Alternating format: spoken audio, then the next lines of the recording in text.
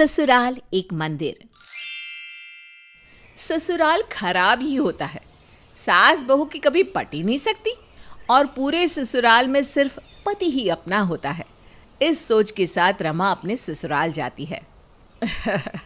बहू ला तेरे जेवर मुझे, मैं संभाल कर रख दूंगी। क्यों? मेरे पापा ने ये बड़ी सी अलमारी दी है, वो क्या अचार डालने के लिए दी है? मैं संभाल लूंगी। अरे पर बहू, शादी ब्याह का घर है, कुछ इधर उधर हो गया तो किसी को बोलने लायक भी नहीं होंगे। ऐसे कैसे इधर उधर होंगे? क्या चोरों का घर है ये? अब सास क्या बोलती, बहू की जुबान के सामने वो चुप हो जाती है। सास बहू के कमरे से बाहर निकल ही रही होती है कि क्या बात है भाभी, बहू ने कुछ कहा क्या? मुंह क्यों बना है? आपकी माँ ने मेरे गहने तो दूसरे दिन ही रख लिए थे, लेकिन आजकल की बहुओं को सास पर भरोसा ही नहीं रहा। भाभी, माँ ने आपसे गहने ले लिए थे, लेकिन याद है ना, आपके 2 कंगन 4 होकर ही आपको वापस मिले थे। मुझसे ज़्यादा तो माँ आपको गहने दे कर गई। क्योंकि सच्चे मन से घर को लेकर चले थे ना। लेकिन आजकल की तो बहुओं को क्या ही बोलना। तभी पीछे से बहू आ जाती है। क्या कहने से क्या मतलब? अरे माँ जी, आप लोगों को अक्ल नहीं होती थी कि कैसे गहनों को संभाला जाता है, इसलिए सास ले लेती थी। लेकिन हम लोगों के पास एडवांस टेक्नोलॉजी के साथ लॉकर्स भी हैं। ऐसे कैसे किसी को दे दे अपने बाप की गाड़ी कमाई वाले गहने? क्यों बुआ जी? अब मैं क्या बोलूँ, तुम सास बहू के बीच की बात है। मैं तो 2 दिन बाद अपने घर को चली जाऊँगी, फिर तो गृहस्थी तुम दोनों को ही देखनी है। बहू किचन में जाती है, न जाने क्या खटपट करती है और वापस आ जाती है। क्या बन रहा है बहू? क्या बनना है माँ जी? बस कुछ फ्रूट्स काट रही थी। वो क्या है ना, दिन का खाना मैंने बंद कर दिया है। शादी में बहुत खाना हो गया था, तो अब कुछ दिन सिर्फ फ्रूट्स पर ही रहूँगी। बहू चली जाती है। सास किचन में जाती है तो किचन में कुछ भी बना नहीं था। सिर्फ फ्रूट्स काट कर चली गई और सारी गंदगी ऐसे ही रख कर गई। मैं बात करती हूँ, ऐसे थोड़ी ना चलेगा। अरे रहने दो ना भाभी, नई नई शादी है, क्या ही बोलना। अभी अभी तो गहनों को लेकर किचकिच हुई थी। सास भी समझ जाती है कि रहने ही दो, बहू को क्या ही कहना। 2 रोटी बनानी है और खाकर सो जाना है, क्या ही किसी को इसके लिए क्लेश किया जाए। शाम को सास बेटे को फ़ोन करती है। बेटा राकेश, वक्त से आ जाना। वो क्या है ना, कुल देवी के मंदिर जाना है दर्शन करने। हम लोगों के घर शादी के बाद लड़का लड़की को पूजा करना ज़रूरी होता है। ठीक है माँ, वैसे तो ऑफिस में काम बहुत है, लेकिन तू कहती है तो मैं आ जाता हूँ। बेटा घर आता है। सुबह से कमरे में बंद बहू उछल कर बाहर आ जाती है। आप आ गए? क्या खाएंगी? चाय बना दूँ?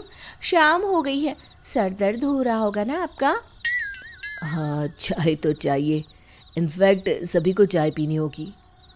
सभी को? मम्मी जी चाय लेंगी? बुआ जी आप? हाँ, मैं तो बिना चीनी की लेती हूँ बेटा। हाँ, थोड़ी सी दे देना। बहू किचन से चाय बनाकर लाती है, वो भी 1 कप। पति को चाय देती है। पास बैठी होती है सास और बुआ, दोनों एक दूसरे का मुंह देख रही थी। वो चाय आप यहाँ पियोगे या कमरे में? वो क्या ना, मैं थोड़ा काम कर रही थी, तो आप कमरे में चलो, वहीं चाय पी लेना, मेरा काम भी होता रहेगा। क्यों? राकेश चाय उठाता है, बीवी के पीछे निकल लेता है। सास को तो बुआ सास ने चुप रहने की बात की थी, लेकिन इस बार तो वो शांत नहीं रह पाती। बहू, हम लोगों के लिए चाय? आप लोगों ने तो मना कर दिया था ना? अरे मैंने कहा था बिना चीनी के, और इसने कहा था थोड़ी सी दे देना। सुना नहीं था क्या बहू? ये सुनकर बहू का चेहरा तमतमा जाता है। कोई बात नहीं, रहने दे, हम खुद ही बना लेंगे। तो जा कमरे में। क्या रहने दे? अब बात शुरू की है तो सुन भी लीजिए। चाय बिना चीनी की चाहिए, तो क्या मैं 2-2 चाय बनाऊंगी? पहले बिना चीनी की, फिर चीनी की। अरे थोड़ी सी चाय क्या होता है? बची नहीं, थोड़ी तो नहीं दी। अब थोड़ी चाय कौन बनाता है अलग से? बहू चली जाती है कमरे में, लेकिन उसके अंदर का गुस्सा खत्म होने का नाम ही नहीं लेता। कमरे में पति से कहती है, देखा, तुम्हारी माँ और दोनों मिलकर मुझे कैसे सुबह से ही परेशान करके रखे है। अरे कैसी बात कर रही हो, दोनों बहुत ही सीधी है। और दोनों की कभी आपस में लड़ाई नहीं हुई, जबकि ननद भाभी है दोनों। हाँ, क्यों होगी जब दोनों का एक जैसा शैतानी दिमाग है तो।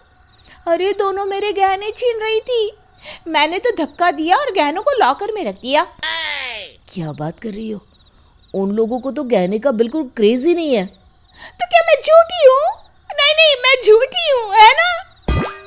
खैर, पति तो नया नया पति बना था उसे तो अभी लंबी लड़ाई लड़नी है माँ और बीवी के बीच की।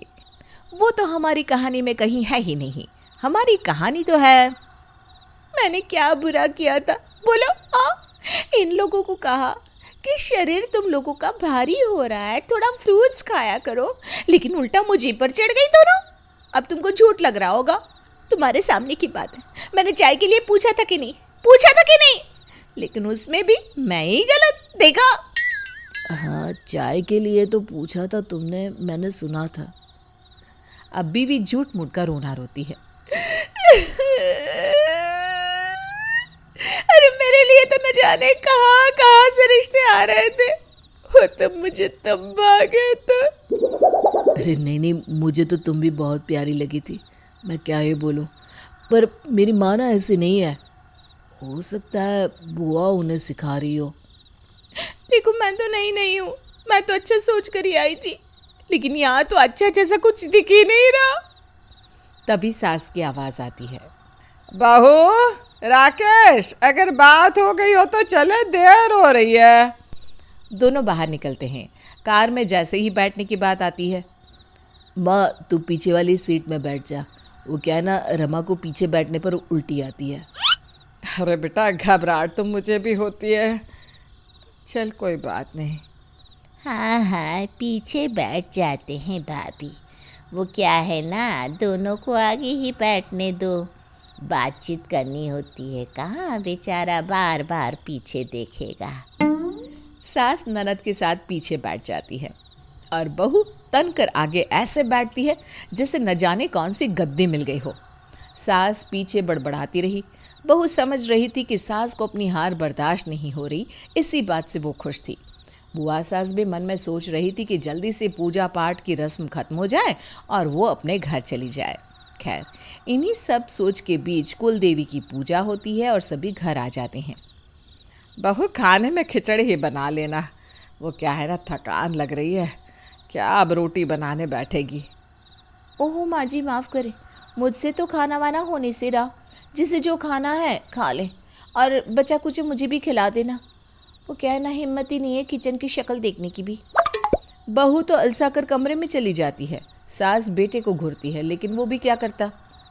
माँ रहने देना, मैं बाहर से ऑर्डर कर देता हूँ। वैसे भी ना कभी कभी बाहर का भी खा लेना चाहिए, क्यों बुआ?